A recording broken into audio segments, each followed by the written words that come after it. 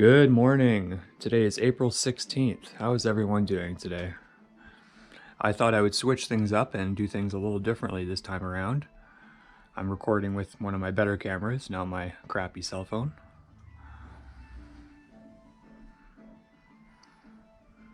As you can see, we got lots of growth.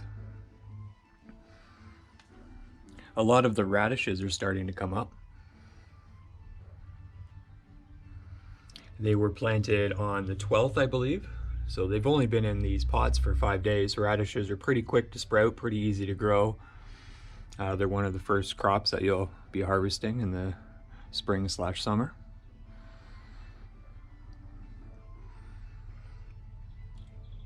The marigolds are coming up.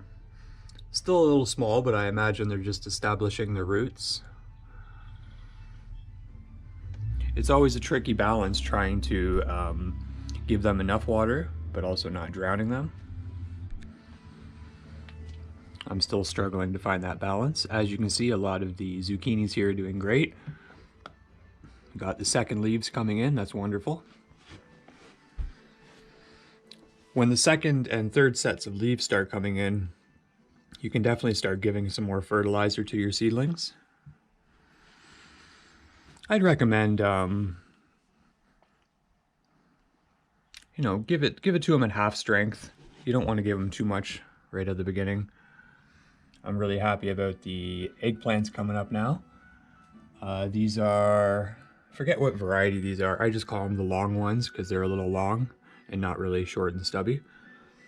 Got some more eggplants coming up there. Pretty sure these are tomatoes. Oh, we actually have a beet coming up here. I think that's a beet. Actually, that kind of looks like a radish. I did see some beets. Now, where were they? Yeah, these are all radishes. There were some beets coming up somewhere here. Now, what I did was I've covered them with soil because it didn't look like there was very much soil on the top of them, so I thought I'd just cover them up and let them poke through that. Might help with removing the seed off the top of the flower. If I get in close here, you can see this one. The seed's kind of stuck on there still. So what I like to do is grab a squirt bottle, just kind of soak the seed, and maybe the plant will have enough strength to pull it off itself. If you're impatient like me, you can kind of try and work the seed off. So what I did there is I just squeezed it to kind of break it and then loosened it off the leaves. Yeah, that worked out pretty well. Now, I used to just leave the seeds laying in the soil, but I found that, over the course of a week or so, they actually start to get dried out and develop mold. Now, I know a little bit of mold won't hurt, but everything you can do to give your plants a fighting chance, I think is a good idea. So I just removed the seeds now, keep the mold out of the planting area, won't spread to other plants, won't cause any problems. We got another little guy coming up there.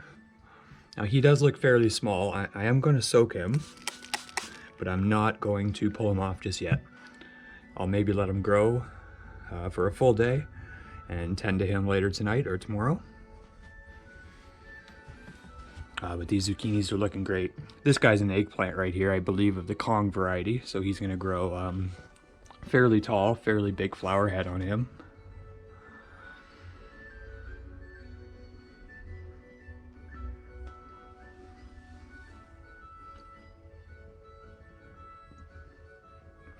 Really excited about the radishes here. Last night there were a few coming up, and this morning they exploded. And I'm really excited about my buddy here. This guy started off with 3 leaves. I call him Mr. 3. Most tomatoes, as you can see, they just have 2 leaves, 2 starter leaves, but that guy had 3. So I have high hopes for him. I think this is the Fantasia. Oh, silly me, I didn't label this, but yeah, the Fantasia is starting to get her first set of true leaves. That's wonderful. And there was a pansy starting to grow here. I have no idea where it is now. There's another eggplant.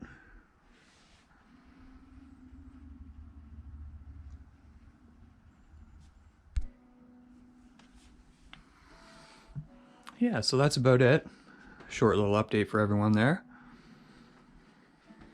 The eggplants were started about 11 days ago. I soaked them in water for 24 hours 12 days ago, and then sowed them into the soil right afterwards. I used to use those seed starters with a humidity dome, and they were great. I just found that, you know, at the end of the season, they were breaking. You know, they're rather pricey if you're gonna grow in this amount. You gotta buy 2 or 3 of them. So at some point I transitioned to these cups, and they're great. I know styrofoam's kind of a waste, but if you're careful with them, you can reuse them. You know, they're easy to squeeze and get the soil out. They're easy to make drainage holes in the bottom. Now, for those of you wondering, I tend to bottom water these.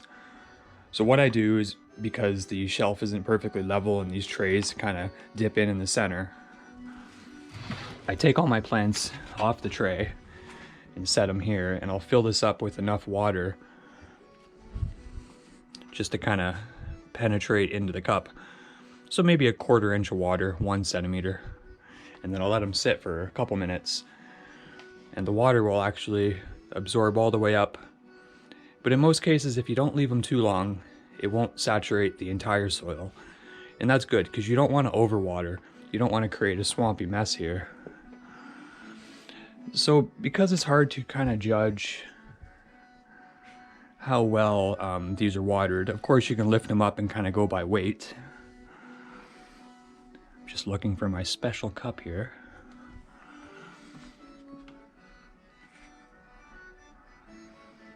Somewhere here, it's like a Where's Waldo kind of thing. There is a cup. Well, I guess we can use this one as an example. There is a cup with a little door on it. Forgive me here, I didn't think about this. Okay, so on a few of these cups I've made these little doors to kind of gauge how saturated the soil is with water. So this one's doing pretty good, and the zucchinis are very quick at rooting, so you can actually see a lot of the root growth in there. So making this little slit doesn't really interfere with the watering. It might fall off and damage the cup after a few uses, but I imagine I'll get another season out of this cup here. Yeah, these leaves on the zucchinis are really big. Try and get him situated the way he was. There we go.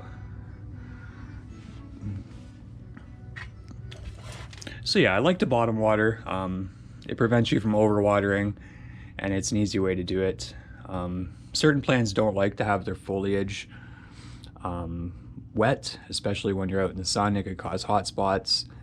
For things like tomatoes, when the plants, the fruit and the leaves are wet, it promotes rot, and insects they'll be more susceptible to insects. So tomatoes especially, you should always water tomatoes at the base of the plant. Well, that's my update for today. I'm kind of rambling on.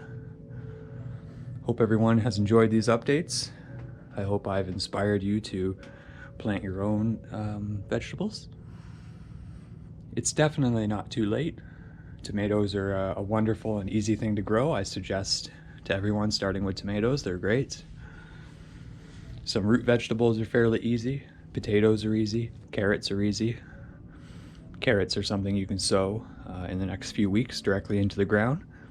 Same with onions. If you want to buy a set of onion sets, or those little small bulbs.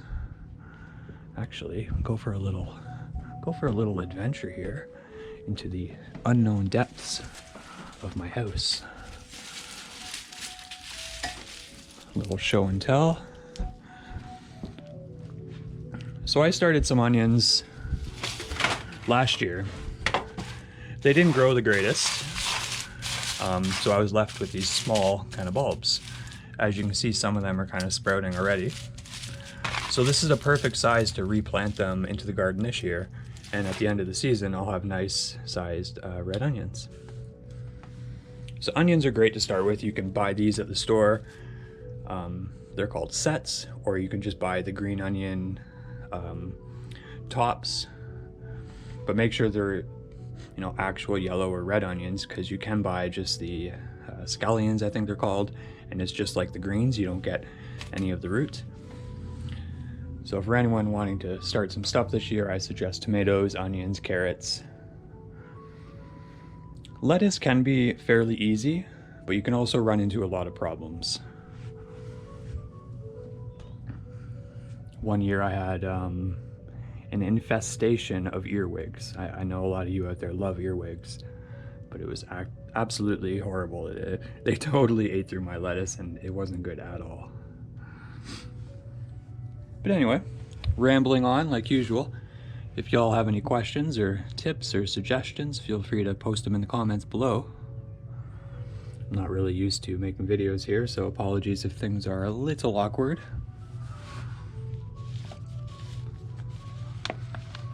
Yeah, we don't have too much growth on the sweet potato yet. A week ago, before I transitioned this into a pot of soil, it used to be sitting in water. We had a bit of leaf growth there and a little node down there. I don't know if you can see it. So since moving it into the soil, nothing has really happened. I imagine the sweet potato is just kind of acclimating and situating himself in his new home. Hopefully in the next month he'll start to grow some slips, and then with each of those slips we can take them off, put them in some water, and the slips will grow roots of their own. And once the slips grow, we can take them, plant them into some soil, and one slip will grow a few potatoes. So from one sweet potato you can grow theoretically hundreds of new sweet potatoes. It's pretty cool. Gardening is awesome. Got the cat grass going for my kitties. It's not doing too well. The seeds are like 6 years old, so only half of them germinated. Got my sweet jade plants. I like this one in particular. Nice kind of bonsai style jade I got from my friend Mike. Thank you, Mike. I got this one for my lovely girlfriend. Hope to have these for a long, long time. And of course, aloe vera. Every gardener should have aloe vera because it keeps you motivated, because they're almost impossible to kill. I'm trying to root some of these succulents. It's kind of working well. I really don't have any idea what I'm doing. I'm kind of just like soaking the paper towel under here. I imagine I could just plant these in soil, but to be honest, I'm kind of just half-assing it to see what happens. The truth is, I don't have any more space for more succulents, so I don't really care if they grow or not. And yeah, that's about it, guys. I hope you've liked this video and have learned something. Thanks for tuning in, guys, and watching my video. If you have any questions or comments or suggestions, feel free to put them in the comment section below.